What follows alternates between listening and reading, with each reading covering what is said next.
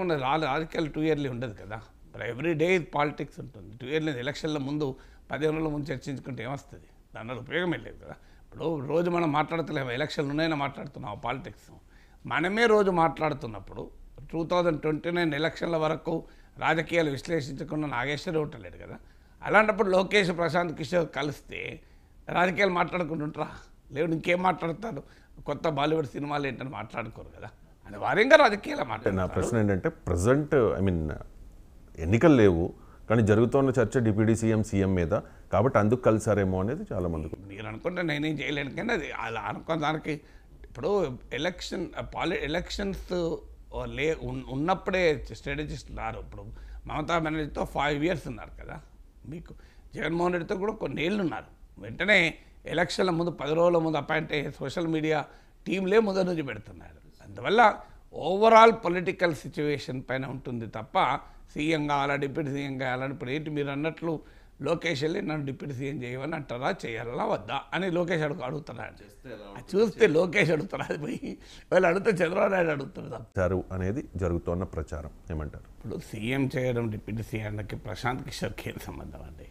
ప్రశాంత్ కిషోర్ ఇది election strategist. So ఇప్పుడు ఏం ఎలక్షన్స్ ఆంధ్రప్రదేశ్లో ఉన్నాయా? సో మనము ఒకటి ప్రతిదానికి ఒక దేనికి అంటారు, దానికి దీనికి ముడిపెట్టడం అనేది. ఇప్పుడు ఆంధ్రప్రదేశ్లో చీఫ్ మినిస్టర్ చేయాలా డిప్యూటీ చీఫ్ మినిస్టర్, అది Chandrababu Naidu decision. Chief minister అనే ప్రసక్తే రాదు. ఎందుకంటే చంద్రబాబు నాయుడు ఆల్రెడీ సీఎంగా ఉండగా ఇప్పుడు లోకేష్ సీఎం ఎలా చేస్తారు? డిప్యూటీ సీఎం అనేది పొలిటికల్ డిసిషన్. ఎందుకంటే అది టీడీపీ జనసేన సంబంధాలు, ప్రజలతో సంబంధాలు కాదు.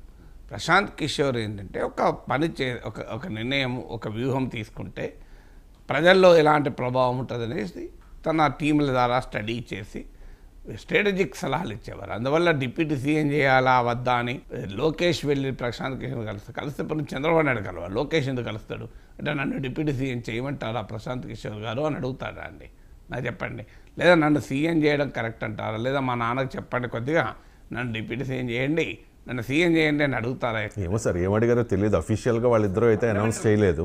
వాళ్ళు ఏమడిగారో తెలియదు, కానీ మీరు అడిగారు కనుక చెప్తున్నాను. డిప్యూటీ సీఎం కావడానికి ప్రశాంత్ కిషోర్కి ఎలాంటి సంబంధం ఉంటుంది అని నాకు అర్థం కాని అంశం ఏంటంటే, అంటే స్ట్రాటజిస్ట్ కదా సార్, పొలిటికల్ స్ట్రాటజిస్ట్ కదా. నా అభిప్రాయం నేను చెప్తున్నా. పొలిటికల్ స్ట్రాటజిస్ట్ అంటే ఎలాంటి విధానాలు చేపట్టాలి, పాలసీ చేపట్టి, దిస్ ఈజ్ డిఫరెంట్ కదండి. డిప్యూటీ సీఎం చేయడం సీఎం ఎట్లా చేస్తారు? చంద్రబాబు నాయుడు ఉండగా, చంద్రబాబు నాయుడు యాక్టివ్గా ఉండగా సీఎం చేసి చంద్రబాబు నాయుడు సన్యాసం తీసుకుంటారా? అందువల్ల మనకు ప్రశాంత్ కిషోర్ సలహా ఇచ్చే అంశం కాదు ఇది. ప్రశాంత్ కిషోర్ ఇచ్చాడు ఆ సలహా, ఎవరిని ముఖ్యమంత్రి చేయాలి, ఎవరిని ఉప ముఖ్యమంత్రి చేయాలని సలహాలు ప్రశాంత్ కిషోర్ ఇవ్వడు కదా అది. అందువల్ల ఇక తెలంగాణ అంటారా, తెలంగాణలో ఆ పార్టీ ఏముందని ప్రశాంత్ కిషోర్ సలహా ఇస్తాడు? ప్రశాంత్ కిషోర్ హిస్టరీ చూస్తే ప్రశాంత్ కిషోర్ ఎప్పుడు కూడా ఒక స్టేట్ను గెలవగలిగే స్కోప్ ఉంటే తప్ప తీసుకోడు. ఇప్పుడు ఆయన హిస్టరీ తీసుకుంటే తమిళనాడులో స్టాలిన్, బెంగాల్లో మమతా బెనర్జీ, ఢిల్లీలో అరవింద్ కేజ్రీవాల్, పంజాబ్లో కెప్టెన్ అమరేందర్ సింగ్, బీహార్లో నితీష్ కుమార్, ఆంధ్రప్రదేశ్లో జగన్మోహన్ రెడ్డి. మీరు ప్రతి ఒక్కటి తీసుకోండి, ఎక్సెప్ట్ యూపీలో కాంగ్రెస్కి మినహా ప్రతి ఒక్కటి సక్సెస్ అయ్యాడు. అందువల్ల ప్రశాంత్ కిషోర్ అవకాశం లేకపోతే అంత సులభంగా తీసుకోడు. ప్రశాంత్ కిషోర్ సక్సెస్ ఫార్ములాలో ఇప్పుడు అఫ్కోర్స్ ప్రశాంత్ కిషోర్ నాకు సంబంధమే లేదు, నేను జన్ స్వరాజ్ అభియాన్లో ఉన్నాను, నేను ఐపాక్ నాతో లేదంటాను. అందులో కొంత వాస్తవం ఉంది, కొంత వాస్తవం లేదు. కానీ బట్ స్టిల్ డైరెక్ట్గా ఫీల్డ్ మీద ఏమీ లేడు ఆయన ఇప్పుడు ఎలక్షన్స్. ఎందుకంటే ఆయన బీహార్ రాజకీయాల్లో ఉన్నాడు. ఆంధ్రప్రదేశ్లో వచ్చి తెలంగాణలో వచ్చి స్టడీ చేసి చెప్పే పరిస్థితి లేదు. తెలంగాణలో ఇప్పుడు ప్రశాంత్ కిషోర్ అడ్వైజర్గా ఉండి టీడీపీని ఏమైనా తెలంగాణలో గెలిపిస్తాడా? ప్రశాంత్ కిషోర్ కాదు. అలాంటి వాళ్ళు ఒక 1000 మంది వచ్చినా తెలంగాణలో టీడీపీ గెలవదు. అది అవకాశమే లేదు, రాజకీయాలు మారిపోయాయి కదా. సో తెలంగాణలో అసలు పోటీ చేయలేని స్థితికి తెలుగుదేశం నెట్టివేయబడ్డాక నారా లోకేష్ వెళ్ళి ప్రశాంత్ కిషోర్ సలహా ఎందుకు అడుగుతాడు? ప్రశాంత్ కిషోర్ ఎందుకు సలహా చెప్తాడు? అందువల్ల ఇవన్నీ మీడియాలో వచ్చేటువంటి అర్థం లేని స్పెక్యులేషన్లు. ఒకవేళ ఇక నిజంగానే తెలంగాణలో పార్టీని ఉద్ధరించడానికి అసలు లోకేష్ మొదలు సమయం కేటాయిస్తున్నాడు తెలంగాణ పార్టీకి? చంద్రబాబు నాయుడు సమయం కేటాయిస్తున్నాడా? మీరు లోకేష్ ఎన్ని జిల్లాలు పర్యటించాడు తెలంగాణలో చెప్పండి నాకు. చంద్రబాబు నాయుడు ఎన్ని జిల్లాలు పర్యటించాడు చెప్పండి. అసలు తెలంగాణలో తెలుగుదేశం పార్టీ ఏమైనా యాక్టివిటీ ఉందా? అలాంటప్పుడు ప్రశాంత్ కిషోర్ ఏం చేయగలుగుతాడు? ఇప్పుడు అసలు స్కూల్కే పోని వానికి ఐఐటి కోచింగ్ ఇస్తాడు ఎవడన్నా? అందువల్ల బహుశా ప్రశాంత్ కిషోర్తో ఉంటే ఆంధ్రప్రదేశ్లో ఉండే రాజకీయాల గురించి చర్చించి ఉండాలి. నాకు కూడా సమాచారం ఏమీ ప్రత్యేకంగా లేదు, కానీ తెలంగాణ గురించి ఉండదు, సీఎం డిప్యూటీ సీఎంల గురించి ఉండదు. ఆంధ్రప్రదేశ్లో ఉండేటువంటి రాజకీయ అభిప్రాయం ఏంటి, బలాబలాలు ఏమైనా మార్పు వస్తుందా, ప్రభుత్వం పైన ఏమైనా అసంతృప్తి ఉందా, సంతృప్తి ఉందా, ప్రభుత్వం అనుసరించేటువంటి వ్యూహాల వల్ల ఏ రకమైన ప్రభావం పడుతుంది, వీటిపైన ఏమైనా చర్చించి ఉండాలి. జనరల్ ఎక్స్చేంజ్ ఆఫ్ ఒపీనియన్స్ చేసి ఉండాలి తప్ప స్పెసిఫిక్గా తెలంగాణ కొరకైతే ప్రశాంత్ కిషోర్ సలహాలు ఇస్తాడు తెలుగుదేశం కానీ నేను అనుకోను. తెలుగుదేశాన్ని తెలంగాణ లేదా అధికారం తెప్పించడానికి ప్రశాంత్ కిషోర్ లాంటి టాప్ ఎలక్షన్ స్ట్రాటజిస్ట్ టీడీపీ పెట్టుకుంటుందని అనుకోను. వాళ్ళు పెట్టుకున్న ముందు ఆంధ్రప్రదేశ్ పెట్టుకుంటుంది, తెలంగాణ పెట్టుకుంటుందా? టీడీపీ ప్రియారిటీ తెలంగాణలో ఉంటుందా, ఆంధ్రప్రదేశ్లో ఉంటుందా? ఇక సీఎం డిప్యూటీ సీఎం అనేది that is not in the hands of Prashant Kishor. అది చంద్రబాబు నాయుడు ఎలక్టరల్ డెసిషన్.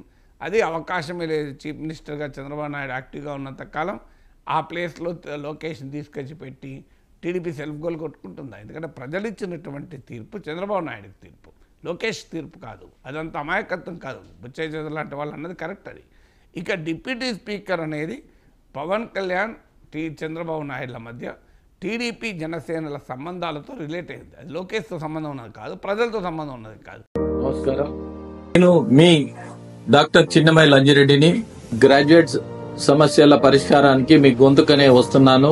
మీ మద్దతు నాకు అందించి నా అభ్యర్థిత్వాన్ని బలపరిచి మొదటి ప్రాధాన్యత ఓటు వేసి గెలిపించాలని ప్రార్థిస్తున్నాను. భారత్ మాతాకి. నాగేశ్వరనే చెప్తాడు, మీరు జనసేన అవసరం లేదు మాకు, జనసేన నొచ్చుకున్నా జనసేన ఫీల్ అయినా ఏం కాదు, మేము బుల్లో చేస్తాం అనుకున్నారో చేస్తారు. అప్పటిదాకా చెయ్యదు. దీనికి ప్రశాంత్ కిషోర్ అవసరమా? దీనికి అంత స్ట్రాటజిక్ మైండ్ ఏం అవసరం? సింపుల్ కనబడుతుంది కదా. బుచ్చయ్య అన్నది అదే కదా. అగ్రిమెంట్ ప్రకారం, అండర్స్టాండింగ్ ప్రకారం పవన్ కళ్యాణ్ ఒక్కరే డిప్యూటీ సీఎం ఉండాలి, ఇంకో రెండో డిప్యూటీ సీఎం ఒక అవకాశమే లేదు అన్నాడు. ఇప్పుడు ఆ అండర్స్టాండింగ్ బ్రేక్ చేసి పవన్ కళ్యాణ్తో పోటీగా లోకేష్ డిప్యూటీ సీఎం చేయాలని ఎప్పుడు అనుకుంటారు?